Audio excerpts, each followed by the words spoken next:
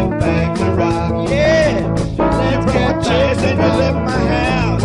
Even sent my cat and mouse. Didn't care, even shook my roots. You even took my leather boots. Let's get back, let's get back, let's get back to rock. Come to sweet California, come on now, adore ya. Come to sweet California, come on now, baby, I adore ya. Let's get back, let's get back, let's get back to rock. Wow! Let's get back to rock. Let's get back to rock. Let's get back to rock. Let's get back to rock. Let's get back to rock. She left my love and she ran away, but I knew she'd be back today. Let's get back to rock. Come on now, let's get back, let's get back to rock. Come to California where my sweet baby rocks. Come to California where my sweet baby rocks. Come to California, come on now, she rocks. Sweet little baby, my little baby rocks. Let's get back to rock. Let's get back to rock. Oh, let's get back to rock. Baby, let's get back to rock. Rock, rock. Let's get back to rock.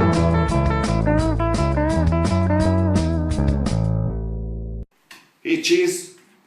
Hello everyone, we're going to tell you the story of the EPs to the best of our memory. I mean, I'm laughing a bit, Wally, because it's been a while, and while we can still remember, we may as well talk about the EPs. Yeah. Now, I just want to tell you, after making our 3 movies recently, and they're all on YouTube, and they can have a look at the link. I'm going to put the links up as we speak. We made 3 movies. The first one was called Music Business, which I class, let's say, introducing the EPs to the public. Second movie was called POPSTAR Mania 64, where we go back in time to 1964. And our third movie was Beachmasters from Outer Space. Yeah, that's right. Anyway, I just want to say, after making those 3 movies, we've moved on. We've got a new internet show called Collectible Hunt, where we discuss collectibles from the 60s. And I just want to say now, my gold suit, it's actually become quite small, Wally, so it's actually difficult wearing it. And now I'm a bit older and I'm losing hair and teeth like yourself. We may as well try and explain the EP story to everyone if we can. Yeah, we're going to try and recall it. We probably have different ideas of what we did in the past. Everybody remembers certain relevant details. So with our heads together, we should come up with a good history of the EPs. And I think the best way to start off, Wally, is how we met. Yep. And I want to say how we met. We were in Hillsville, and at the time, you came to our farm at that time. And I met your wife first, Christine, yeah, that's right. And she actually introduced me to you and said, look, my husband's a musician, he plays bass, he's basically fantastic and he's really good. And then I met you, and I thought, this guy's like, he's got it, you know? Yeah. And I just want to explain to you, songs have been coming in my head since I was very young, and it's like, the only way I can describe it is like a computer with a memory bank, a hard drive that's over full. And I had to express myself and get these songs out, and you actually being the top musician that you were, it was a meeting of the minds and we started from there. Do you recall when we met? Well, the year eludes me. It's got to be before 80. It's about 78, I reckon, Wally. 78, you think? Okay. 78 would mean that I probably just started my first year in work. Yeah, that's right. Well, I remember coming to your unit in Essendon. Yes. Because I came to the door because you said I could come and see you. Yes. And I remember coming to the door and your wife answered the door and I'd met her, but then she acted like she didn't know me and she said you were out, and I think she slammed the door on my face and said, come back. Yeah, and the story is, your musician friends, you introduced me to all your friends back then too. That's right. There was Brendan Pearce. And he was our drummer for the first single. That's right. There was Craig. Yeah, Craig Maxwell. He can play bass, guitar, keyboards. He's an all-rounder. He could do anything. And there was Greg Otto. That's right. He was our first guitarist on our single. Well, I remember coming to your unit and just frankly I had the words written out to When You Want to Make a Record. That was a song that became Make a Record, we shortened it. That's right. And I said, Wally, here's the sheet music for basically here's the words to the first song. Yeah. And you said, yeah, leave it with me, come back in a week and I'll be done. Yes. So I sang you the song off the top of the head with no music, no nothing. Yeah. You took it. we made the song and we had a song, and that's basically how we started from in the songwriting partnership. That's right. And we rehearsed our material at various locations, either garages or houses and that, and try to formulate a band. And we got a studio band, and that's how we recorded our first single with Brendan Pearce and Greg Otto on guitar.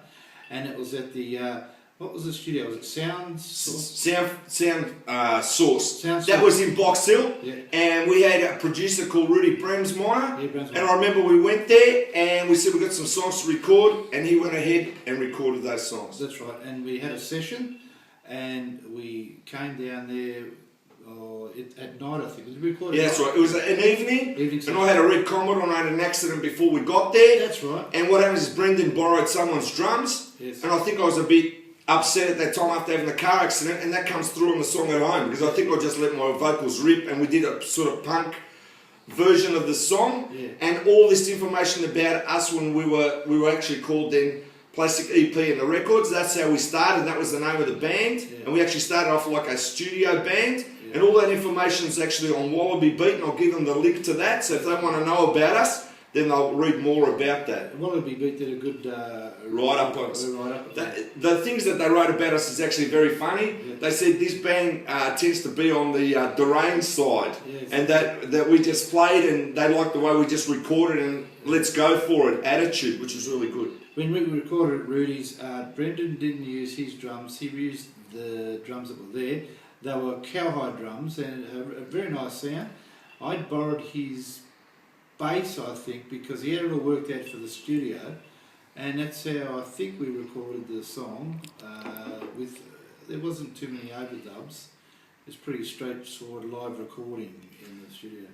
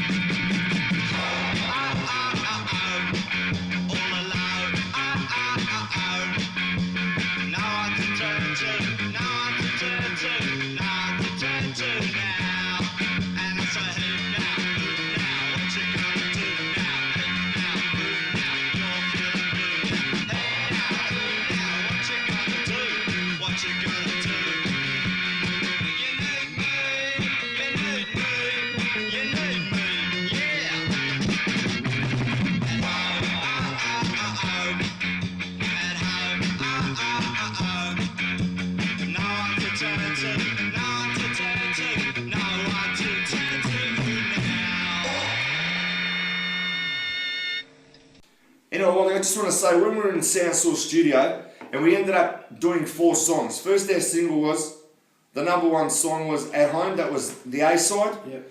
The second side was 3 Special Words. And as I said, the great thing about recording those 2 songs is we did them live, and I remember all of us in the studio, and it was all done in one take. Yes, That's how it was done. And then what happens is, we had different people coming in and out of the EPs.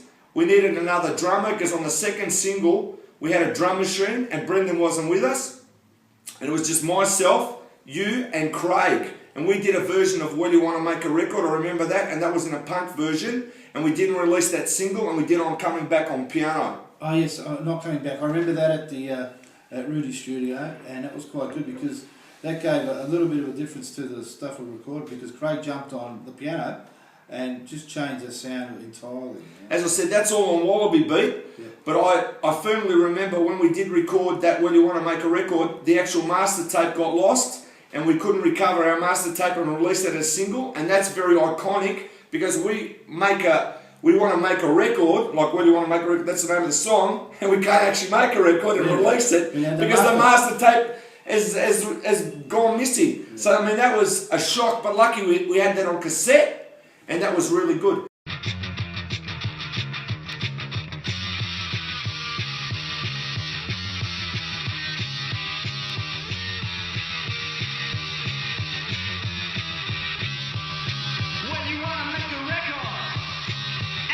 You could. You want to make it sound better, like you wish you could. Well, add a little guitar and make it cry.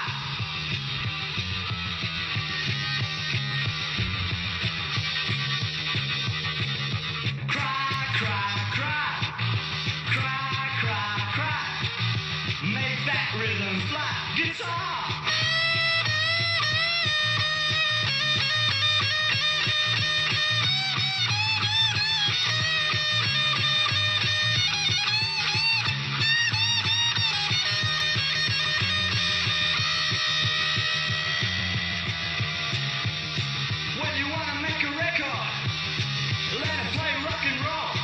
And I actually remember when I did the third single, and that was Secret Love, and we became the EPs in 1982. We did Secret Love, and the other song we did was Forget All I Said, and on Forget All I Said, Craig, he played lead guitar, which was a really mean lead guitar. Yeah.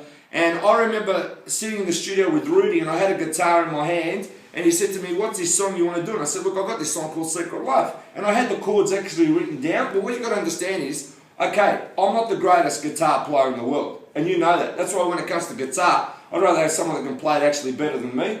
And I've got this thing etched in my mind. I'm sitting on the floor, and I'm singing, right? Secret Love. And I'm slowly singing it while I'm playing guitar. And I'm thinking of something else, and my brain waves to my hand, they're actually slow. So I'm singing, and it goes to me, "What chords are you playing?" It was like, I'm playing chords that no one has heard before, and that's because there's a brain delay from my brain to my actual hands. Right? And I thought that was really funny. So what he did is he wrote all the chords down, he got his studio musicians of his backing band, That's right, and he recorded the backing tracks, got me back into the studio, and I actually did the vocals. And that became the single. And also I want to say, because I want to give credit, on our first single at home, I had a high school friend called Rod Serrano, and I said, "Listen, Rod, we're doing our first single called At Home, and I need like a strong voice. Can you come in and do some backups?" He said, "I've never done it before." And I said, "Doesn't matter, come in." And I remember I put him on the spot, and he just nailed it in one go. And I reckon that's pretty famous to be on that first song as backup vocals. That's why there's two mixes of that song, one without Rod and one with Rod, because we recorded without him, but your idea was to actually beef it up a little bit, and that's how it got released. Well, I remember changing the words, because at that time, when you didn't have words to the song, you just made up syllables that actually rhymed. You did like na-na-nas and filled in the gaps. Yeah. And a lot of people like the first version of that song At Home without all the words. But when the song was released, it was the second version, and was it 500 copies or 200 copies? We made 250 copies of that, and I remember going all around Melbourne and giving it to every single radio station. That's right. And you actually found that at Batman's Records as a second-hand used record, and you had to buy a copy back. That's our 95 scarcity. cents it was. Yeah, and that's our scarcities. Yeah. But anyway, we'll move on from our vinyl age, and that was our vinyl age. And then what happens is, we just continued recording songs and making songs, and at different studios, of course. At different studios, of course. And in the early times, after we've gone out of this studio phase, because I'm married to Vicky, right, in real life for 26 years. And what happens is, Her friend Mary has a husband called Vass, and that's how we got Vass into the band. Because Vass basically was into music, and he's a musician, and he actually helped us, and he wrote songs with us and played with EPs, and that's how Vass came into the picture. Yeah, so we had to get a touring band, and this which leads us into playing on Hey Hey It's Saturday. We got a girl who was a heavy metal drummer. That was Lisa. Lisa, yes. And Lisa, with Vass on guitar, I think that was our first band that we actually played. We had Paul on guitar. Yes, yes. But if I remember correctly, right, we had Lisa, but before that we needed a drummer. After we had Chris, we actually found a young guy that was 17 years old. Yeah. And I remember you and I went to his house, and I had to beg his parents to let the kid play because he was 17 and I didn't know if he could play in clubs. That's right. Well, when Chris was in the band, that was our first gig band. That's right. And we played the Scout Hall, Yeah, Coburg Scout Hall. That was our first gig. Yes, that's the gig where we come on and playing cover songs, and then we did our originals, and then something happened in the middle of it, and you came on and did solo, and you actually did a spin on the ground singing the songs, and you gave away a lot of our singles, which actually we don't have any more copies of. And that was before rap. I think I was spinning around on the floor, and I actually stole the show, and I was wearing the God suit. So that would be about 81 or 82. That's right. And I was wearing the God suit. So that was something I remember. And we've got photos of that that I'm going to show as well here now. I don't know if we've got photos of the Scout Hall. Yeah, we have. That's Craig with the Australian flag. Is And that we've the got one? Chris on Right. drums. Now, So Craig- I've got that. So Craig lent me his Rickenbacker bass, and Craig had his Gretsch copy as a guitar, and we had flags of Australia draped over That's our right. equipment. And that's before everyone became That's right. like Australian. It was almost like us doing the Who for the English. We Yeah, were that's doing right. the Australian. Well, as I said, if you read Wallaby Beat, it tells them all about us as the early days as Plastic EP and the records, right. and it actually goes in depth into what we did, and I think they did a great job to actually record our early history.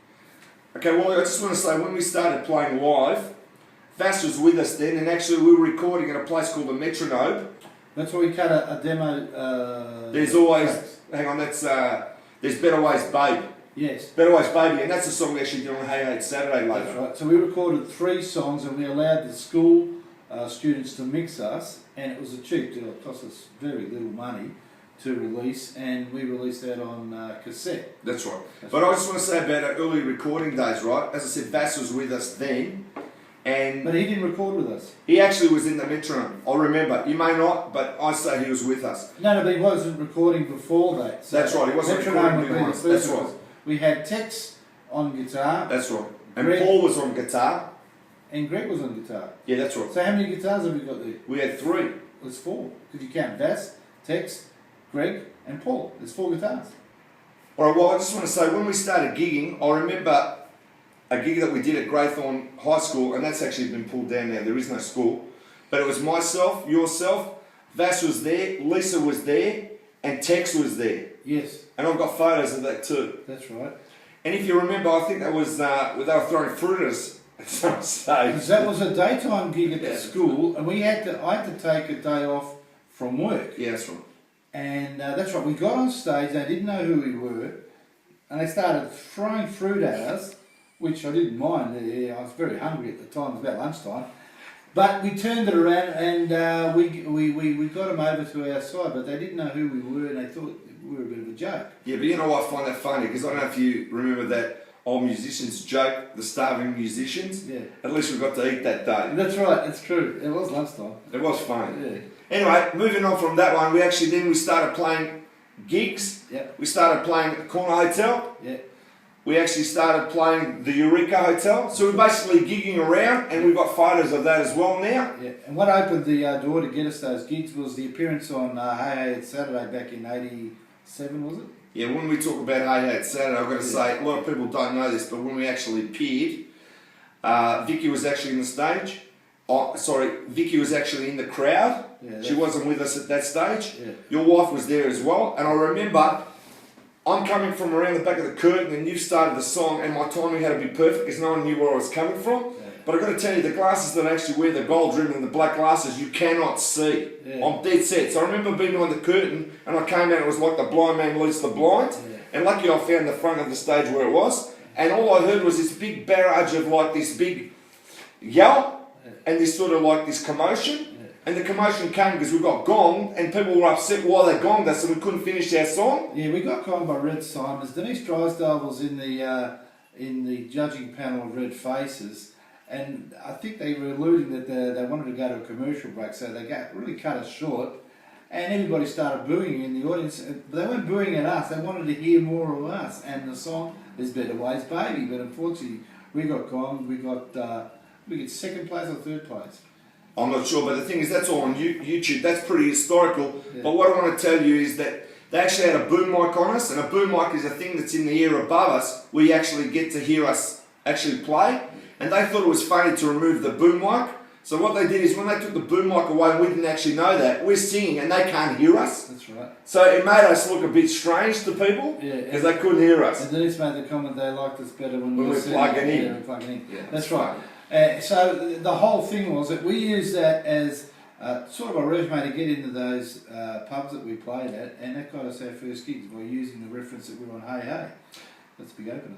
And I want to say, when we played the Corner Hotel, I don't remember whether you remember this, but I remember after the gig, we walked out, and we got this famous joke that you and me used, but it was actually true. I walked out, and the name of the place is called like Corner Hotel, and I said, Wally, I think we've hit the big time, because this week we play the corner, next week we play the gutter, and then we move up in the world and we play the sidewalk. Yeah, do you remember that? That's one of our famous jokes. That's right.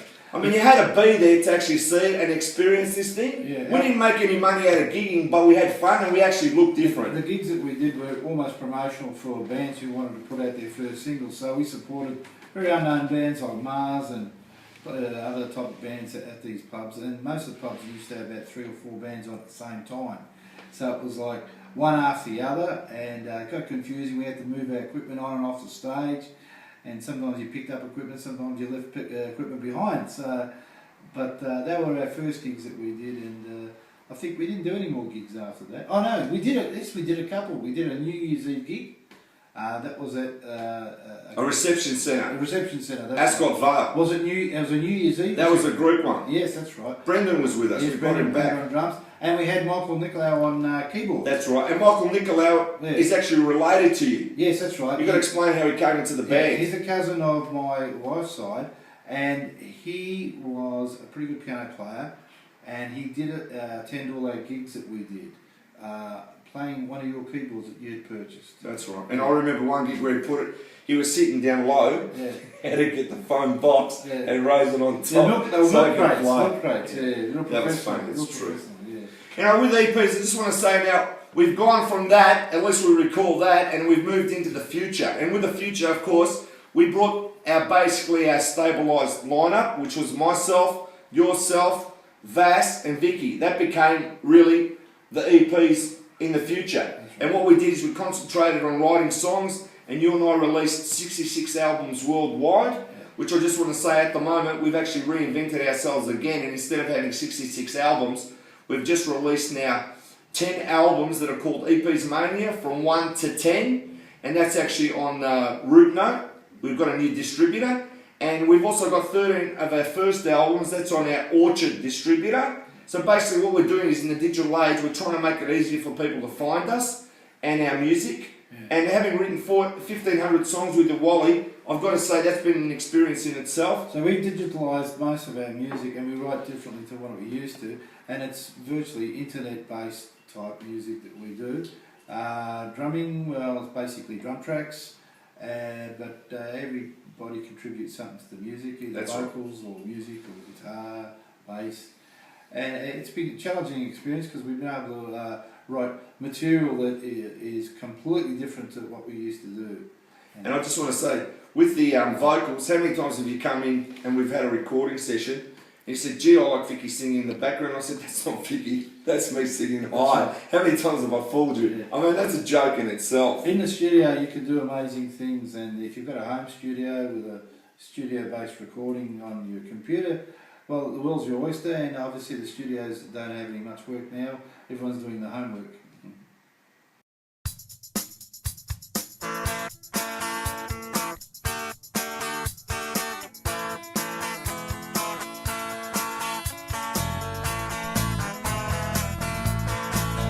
She's my kind of girl, She's my kind of girl.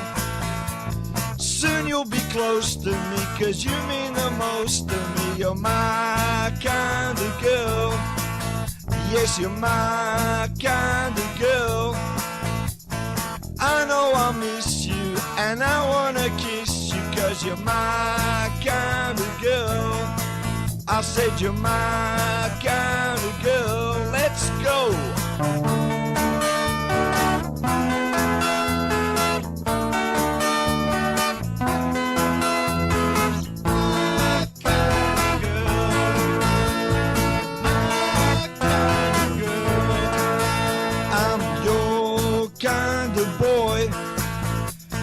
Your kind of boy, like a brand new toy. I'm your kind of boy.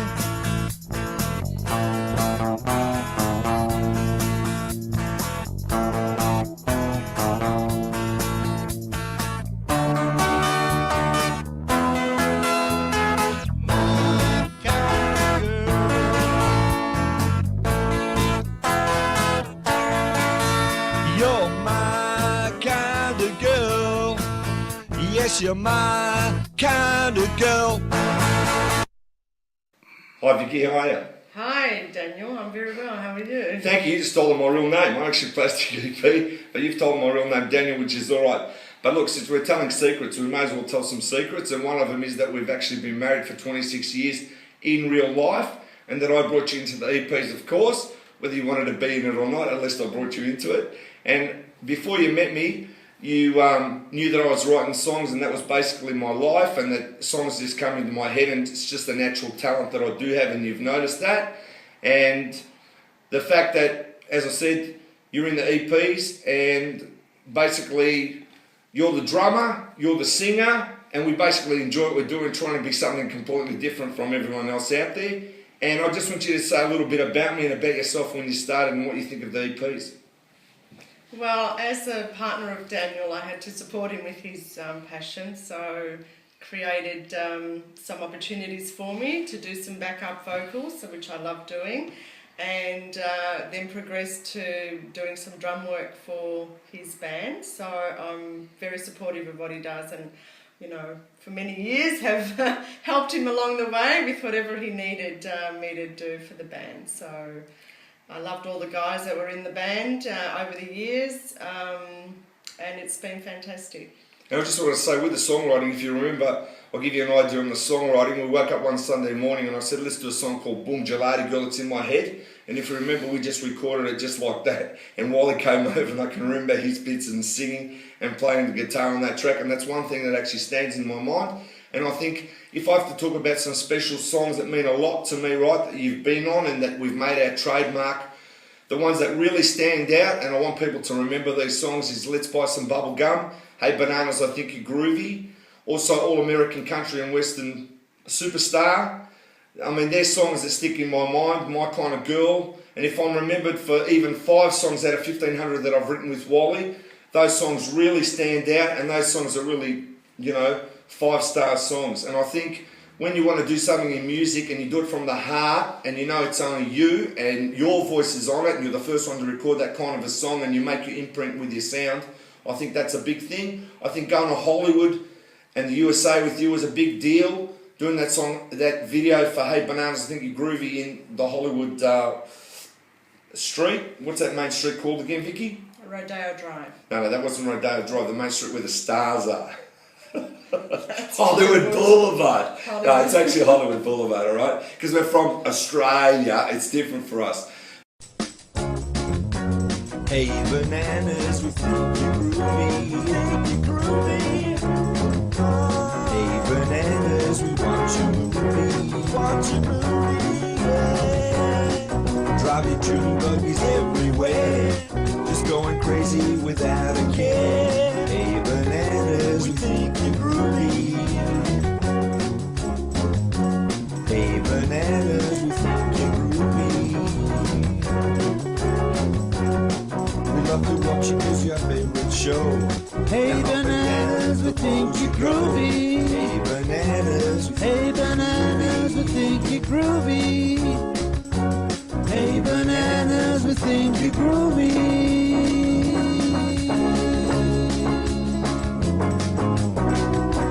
Na na na na na na na na. Na na na na na. Bananas, we think you're groovy. Hey bananas, we think you're groovy. Na na na. Hey bananas, we think you're groovy.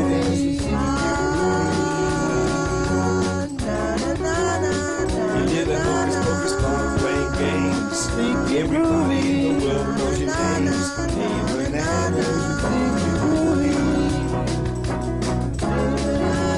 Hey bananas, we think you're groovy. You love to watch your car in shows, and up and down the poles you go. Hey bananas, we think you're groovy.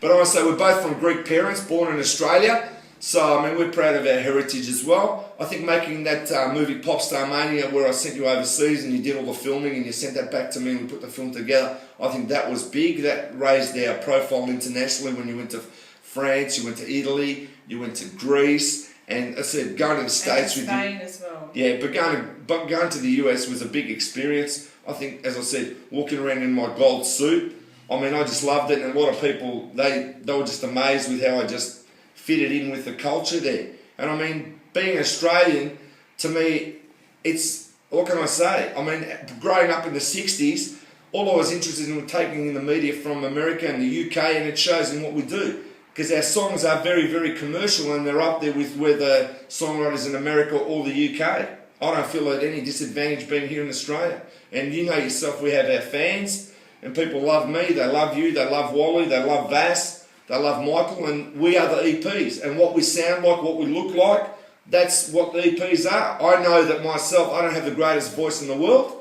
And the great thing about me when it comes to singing is I actually sing in tune and out of tune, and I try to sing in tune when I can. And that's my trademark. As I said, when you go to Wallaby Beat, back when we first started, they said I had a tendency just to sing over the notes and don't actually sing the notes, and that could be true. But you know, everything's been an experience, and from here, every day is a new challenge. And I just can't say how much this musical road that I've been with Wally and yourself and Vass has led us, and I just think it's been the greatest experience. It's definitely been a journey, because when I met Daniel in 1984...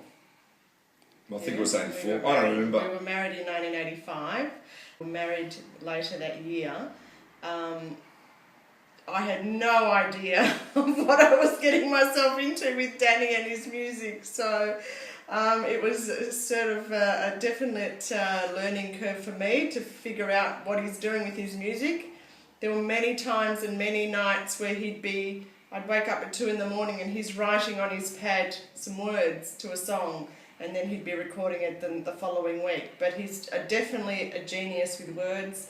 He's got a natural talent for creating songs. Obviously, as he's mentioned earlier, he has these songs in his head, and there's numerous songs that were pouring out of his brain. And sometimes when he was in the shower, he'd call me and say, Vicky, I've got some words that you need to write down for me right now before I forget them. So, well, that's actually what happened there.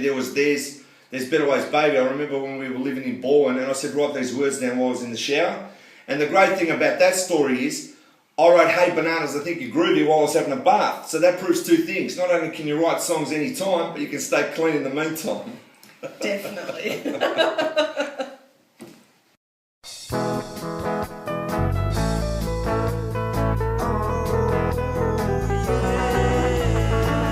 She's an all-American country and western superstar. All-American country and western superstar. When she plays, you just faces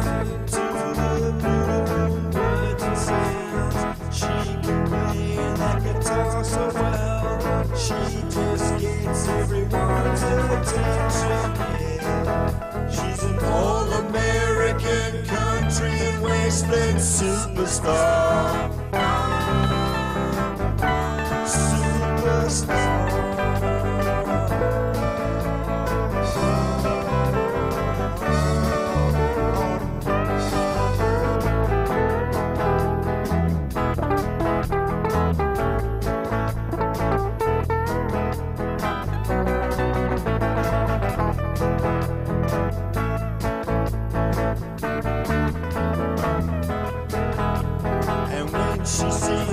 She sings from my heart for the red, white, blue. Superstar.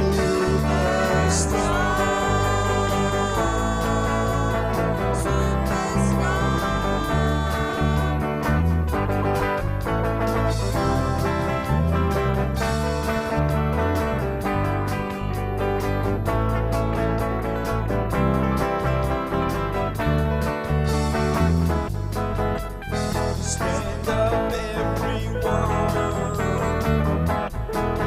for the all-American country and western superstar.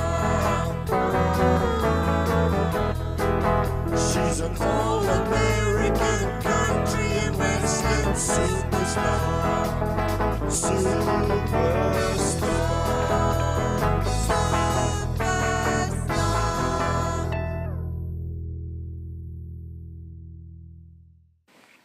Okay, well, since we're all here, the EPs, and we've summed up basically the EP story, and I mean there's more behind the background that people don't know, all I want to say is, Wally, I really want to thank you for actually helping me organise the EPs, being part of the EPs from the start, writing 1,500 songs with me, and I mean, that to me is a life achievement, and as I said, being the EPs and being different from everyone else, having the gold suit, having an image, doing something that no one else does, and standing out from everybody else in that way, I think is very creative, and I think we're very creative people, and I think we actually love what we do, and we put our imprint on what we actually do because it's really us. It's like I can understand how the Beatles were. The Beatles were the Beatles, and when they made the sound, they were the Beatles, and I can understand that when we're the EPs, we're the EPs, and my voice is my voice, your voice is your voice, and your voice is your voice. And it's like when we do a song, it just, like a melting pot, comes all together, and it's our sound. And that song lets buy some bubble gum. I was saying to you the other day, if we spent 6 months in the studio trying to record that song, that we'll never get it to sound the way it did because it was done on the spot. Very hard to capture some magic. It's been a pleasure to play with you guys as the EPs. It's been a learning curve for me, and it's given me a lot of variety and an ability to concentrate on music and writing to suit the numbers that you've come up with. So sometimes you've actually sang the numbers, and both you and Vicky have actually sang without any music backing, which is the hardest thing to do. And I can accept that the tuning of your voices have been out, not because you weren't singing, you were singing to no music.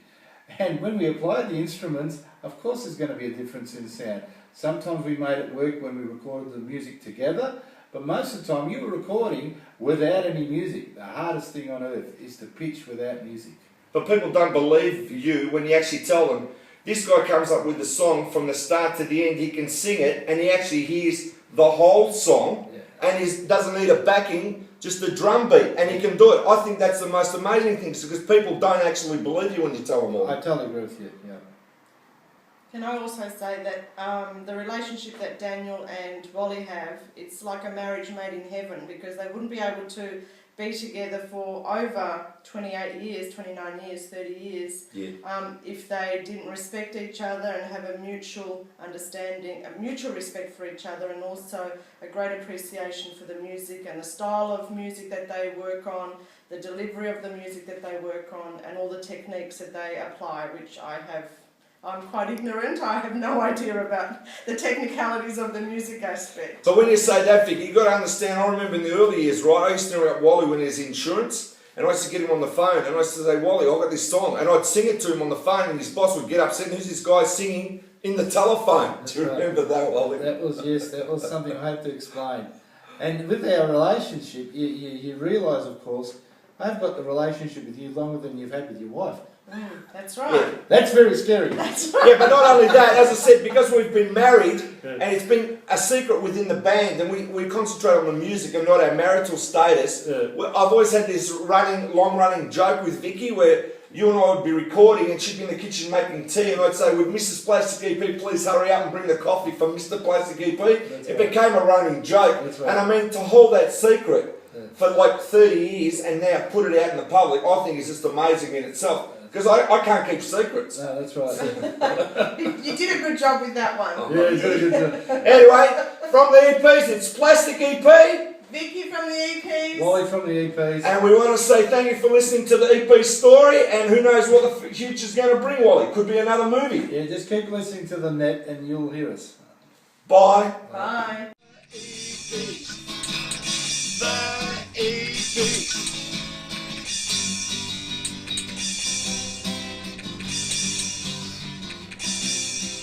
Hey boys and girls, sing along. Hey boys and girls, sing this song. I wear my t-shirt of the EPs. I sing the songs of the EPs. I read my books about the EPs. The EPs.